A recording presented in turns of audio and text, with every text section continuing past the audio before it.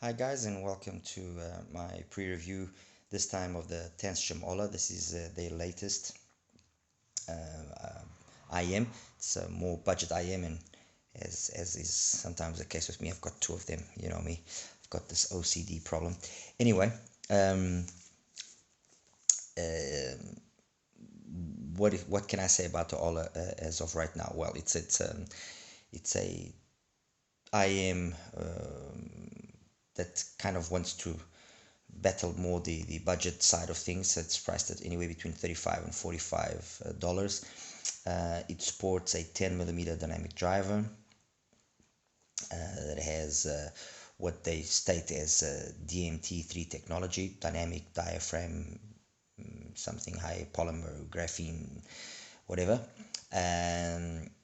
It's got a shell which, and they are tiny, mind you. It's got a shell which is a mix of resin in the front and aluminum in the back. The fit and the actual build is actually quite decent. The pictures that came out initially weren't very becoming of it, but now that I have them in my hand, it's quite nice.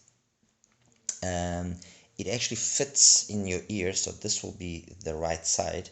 They want it to fit in your ear in this position, so that there points towards your nose. Okay. All right. So tiny fit is half decent. I mean, I didn't really have any issues. I'm using the medium tip so it can really insert nice and deep into my ear canal. The cable as well is quite, it's okay. It reminds me of the cable that came with the oxygen actually. As for the box itself, very standard, normal Tanchjim presentation. You open it up. Over here you have, well, the IMs came over there. Underneath that's where the cable came. All right. And then inside here you have some paperwork, some tips, and the carrying case. So again, nothing too fancy, just the basic essentials, and that's it. That's it. It is what it is. In terms of sound, what are my first impressions? They actually have a graph here on the back of the box, and I can I've graphed my ones, of course, and I can attest that the graph is somewhat similar to what I have. I'll leave the extra or the more details of that to when I actually do the full-on review, because this was not the idea with this like kind of small pre-review. But basically, what I can say is that the sound is very clean, very clean. And although graphically you see that it's lean on the bass, it's not really the case when you hear it. So there's more bass than what is led to believe by the graphical representation of what its sound reproduction will be like, be it the original graph or be it the one I've done. That is the truth. But the sound is really clean. It's very much a vocal centric, mid-centric kind of sound. Instruments, vocals, female vocals especially, very nice. And overall, I have to admit that I'm pleased. Will it be able to battle the class leaders or the more established IMs at this price range? Stuff like the new releases, well, from KZ. I'm talking about the DQ6S, or then the ZEX Pro, or then the Richo SG01, or the HC Sound Heart Mirror. This is just to mention a few, which are all priced around the same $35 to $45 range. Does the Olá have enough to really challenge them or not? Well, we'll have to wait for the review to find that out 100%. but I can say that I'm pleasantly surprised with the sound.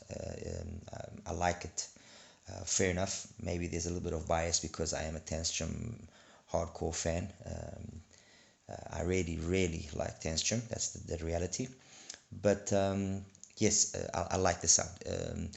Just a quick little thing that I will say is that as compared to the Tanya, the Tanya had this extra amount of mid bass or in bass because of that little, you know, of that not bloat, but it was just thick over there in the lower registers, and then that kind of translated to the rest being clean but somewhat warmish sounding, which I personally like, mind you.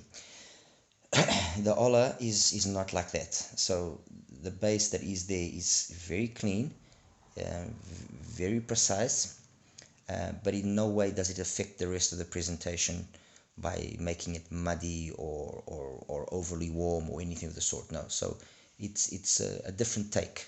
So it's at the end of the day, look, at the end of the day, I think it's a kind of a more polished tuning that I think that was the idea behind the Ola. Give it a more polished tuning as opposed to the normal V kind of tuning that you see in the cheaper products. And by doing that, trying to then bring a more grown-up or more mature tuning style to the more budget products, which again is something that we've been seeing happening lately. When we look at the ZX Pro, that's a collaboration with Krin, that was the whole idea, was to try and bring a more polished signature into the budget realm. The DQ6S as well was that attempt.